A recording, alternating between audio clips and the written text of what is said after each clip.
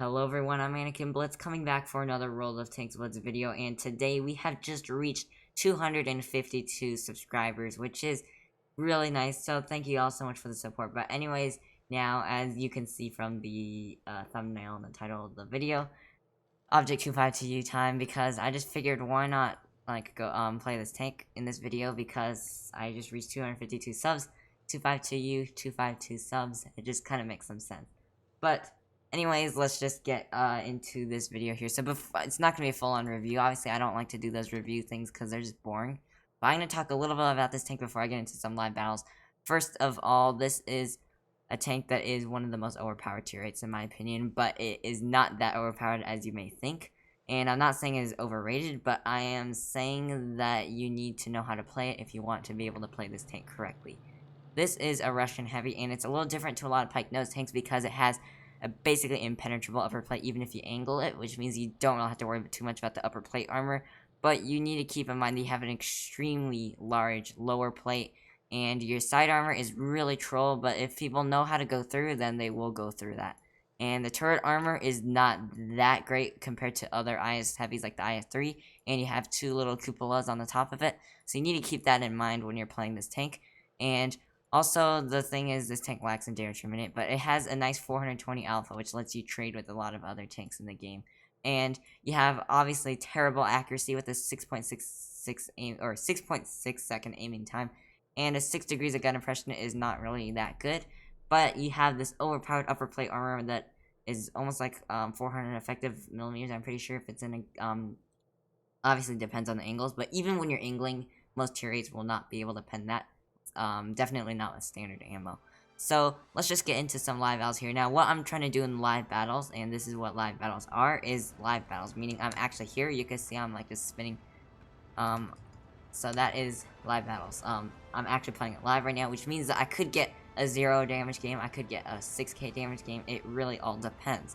So now the point of this is I'm not trying to just get good damage. I'm not getting good games to flex I'm just not trying to. My goal is not to get good, super good games, but I want to show how this tank is played, and I want to show the strengths and the weaknesses of this tank. So what am I gonna do? I'm going to push my tank over to the heavy side. I would rather probably go to the bridge because we have a T-34 and we have an in-mill, which can work out there, but they don't really want to go there to the bridge. So oh well. Yeah, and SCM is coming over here too. That's fun, of course. And we don't even have the good side of the city here, so. That's just teams though, so we'll just try to get this to work. So, the main thing that this tank is really good at is side scraping. I love side scraping in this tank, and it's a really good side scraper. Now, you may be wondering why, because it is a pike nose, but remember the upper plate is basically impenetrable, even when angled, and the only thing you really need to do, okay, T-34, what are you doing, T-34? What are you doing? Are you serious? Well, yeah, those are just teammates. So, yeah, let's see. Come on, what is that? A tiger? Okay, well, we managed to actually hit that shot, which is pretty surprising. Now that T-34 is calling for help. Well, guess what? It's your fault for pushing there in the first place. Yeah, so I guess we can actually push on now because we just only have a T-49 there, and there's no one else that can get side shots on us, so let's push over here, and, remember that this tank, it does not have good accuracy, so you can't really stay too far behind. You need to be reasonably close, and you have this really good armor that you can use. But keep in mind, look, it does have really troll armor on the sides, especially. People always complain about the 252s on the sides and bouncing them and stuff. But that doesn't mean when you see a 252 like that, that doesn't mean that every single game is like that, because you can see that you can still easily be penetrated on the side. Now, those are some troll bounces. That you can see is the power of the Object 252. Just how strong this armor is, how strong and also troll. It's both. It really is both. Now you can see now I've shown, now I'm gonna face hug because that's another really strong thing about this tank. May not be the best idea face hugging here because the Tiger 2 and the, yeah, I shouldn't have done that. I just wanted to show face hugging, but you can see that those other people got shots in me. By the way, just a little tip with T-49s, they can only fire heat and hesh, which means that if you show your side armor, your spaced armor, they basically can't do anything with you. Well, he managed to actually hit the part where he could pen, but, that's just okay, so, what I meant is, I didn't mean that T-49s can't do anything to you on the side at all. What I meant is it's a lot harder because heats will just get absorbed in the spaced armor, and the Hesh will do a lot less damage. So you just by the way, I thought that we were gonna easily win this game, but it's kind of sad that I don't know. It's gonna be close. Let's hope the come on FCM, no, FCM go for the T49. Well, it's way too late for that. I don't know why he decided to look over to the right for that IS-3 when there's a one-shot T49 there. He should have cleared the T49 instead, but well, Emil, come on, yeah, this might be a loss, but at least I'm not trying to get wins. That's not the point of like this video, but the point of the video is really to show how to play the Object 252 kind of in a way, and the strengths and the weaknesses of that tank. So T28, you need to get in there. Come on, yes, nice fire there. Now this Emil's gotta run. This Emil needs to run. Oh god, Emil, come on. Alright, this T20 needs to hit these shots. He needs to clear that, one of those tanks. Now, Emil, please don't go over aggressive. No. Let T28 go first. Emil, wait. No, Emil, don't go. Don't go. Yes, you got this. Nice, Emil. Alright, and we just had this IS-3. Okay, GG's. Yeah, nice job to that T28 and that Emil, though, but...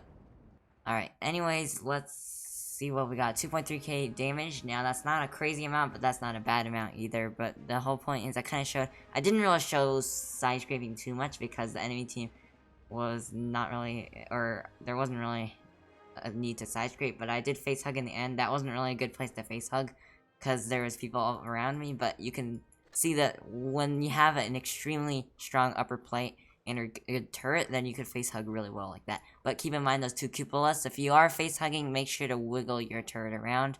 And even if you're sitting out, if you happen to sit out in the open with no cover, the best thing to do is just wiggle around. Wiggle because people will bounce. People will bounce because a lot of people can't aim. A lot of people just, yeah, wiggling will work out. But the biggest, most important thing that you need to do in the 252U is to have cover. You need to have cover in this tank, because otherwise you're just gonna get buttered in the lower plate, and yeah, it's not gonna really be too fun for you. So let's get into a second line battle and see what we get.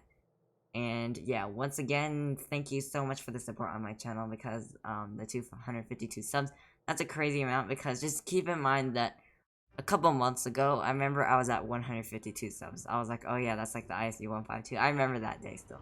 So I've gotten just a huge amount of subscribers recently, and I need to thank you all so much for the support. But let's just get straight into the second game here. Faust, and we have a Canaverin and a E75 TS as the only enemy heavies, and I say just to go over to the right. So yeah, it wouldn't really be the best idea going out here. There's not even caps to really worry about. That's another thing, is in supremacy, or I mean in encounter. There's a lot of times there's just no need to go to the city side, the heavy side, because the main point of the heavy side on most maps is just for caps. That's at least the way I see it, because caps are always nice to have, but when you're in encounter, there's really no point. Plus, heavy side is just not as versatile. Sure, your heavies can work out if they can side scrape and stuff, like in, for example, a map like Middleburg, but I just, for example, the 252 can do both. It doesn't have to side scrape. It's not like a, okay, that was sad. That was sad. It's not like a Tiger 2 where you have to side scrape. It's a tank that can do other things. It can't hold down really because of only 6 degrees of gun depression, but it can still peek out and do some crazy damage to the mediums. And okay, we have an E75 TS. Let's aim in, and still we miss. So there, at least I just showed that that's accuracy for you. You saw in my first game that I got some really lucky shots on certain people, but that doesn't mean that this tank is good accuracy. That's definitely not true.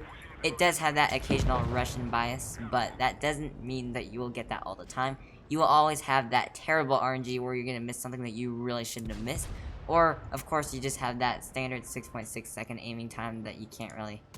Yeah, so I'm not going to overextend just to get a shot into that super purging. I'll let him overextend himself.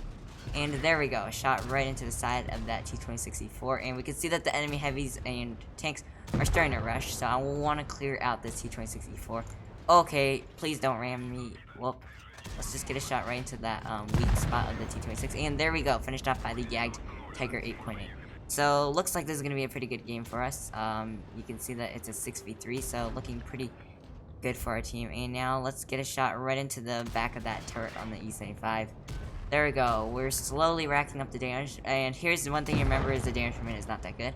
You might not expect to get the craziest amounts of damage sometimes in this tank, but the armor is just really good. You'll bounce so much, and it's just so satisfying bouncing so many shots like that, especially off to the sides with that troll side armor. Now there's a dumb shot that did not expect it to really hit. I just did it because I felt like the team is going to finish this Canervan off either way, and he did get finished off. So you can see I didn't do that good damage this game, but you can see that I still managed to hold off when those enemies push. And that's a really nice thing about this tank is it's really good at holding, but also pushing because it has a good mobility combined with its armor. So that's the Object 252 though. I'm not going to make this video too long, so I will be wrapping up the video now as it is. So hopefully you learned a thing or two from this video. And the Object 252, it was sold multiple times in the past. And we can't expect it to be sold anytime soon, but this is a tank to look out for if you are do tournaments, if you just want a good tier 8 credit earning and overall a good tier 8 credit earner and a good overall tier 8 tank to play. This is in my opinion one of the strongest tier 8 heavies, although I won't say that it is the strongest because the armor can still be penetrated by a lot of things. Now, I would have to say though that it is stronger than I don't know, I would say that the Shark and the Action X are all around the same level as the 252 because they could be a lot stronger than the 252 in certain areas, but the 252 can outperform it as well with the side armor and the fact that it can actually side scrape, unlike the Action X and the T-5042 Shark. But that is all I have for you guys today in this video, so I will be ending the video here. Thank you again for all the support on the channel, and if you are new to my channel and you're not yet subscribed, and if you enjoy my content, please consider subscribing to the channel because it really helps out motivate making content, everything like that. But that's all I have for you guys today. I hope you all enjoyed this video. I'm Anakin Blitz, and I'll see you in the next one.